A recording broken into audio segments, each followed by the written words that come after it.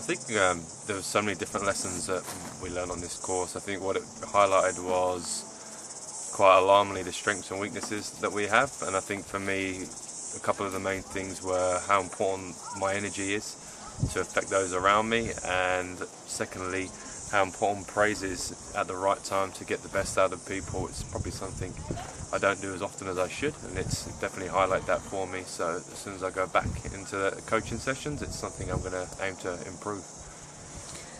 What did you think of using horses as a training tool? I mean, what was so special about training with horses as opposed to other training programs that you've done? I think when something doesn't go right with the horses, you have to look at yourself immediately. And when you're getting examples of world-leading people do it and showing that it is possible, then when you try and do it yourself and you know it's not working, you can only really blame yourself.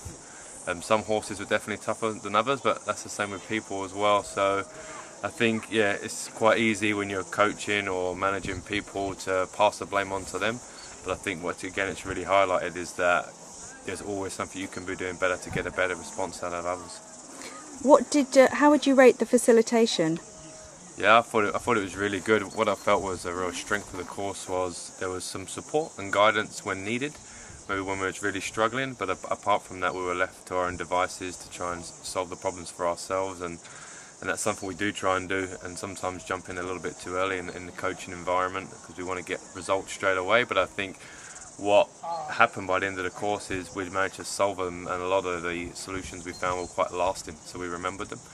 And I think we did a good job by the end of the 2 days, and I think that is partly due to us being left to our own devices for a lot of the time. What would you say to somebody thinking about doing the course? I would definitely recommend it. I've been on quite a few types of leadership courses, and what you learn is pretty generic. I don't think there's too many secrets out there to what makes good leadership, but I think what the strength of any course and the beauty of this course is that quite quickly you get to see in real time those sort of principles in action, and if you're not strong on one of them, then with the horses you find out straight away and you've got to try and improve it.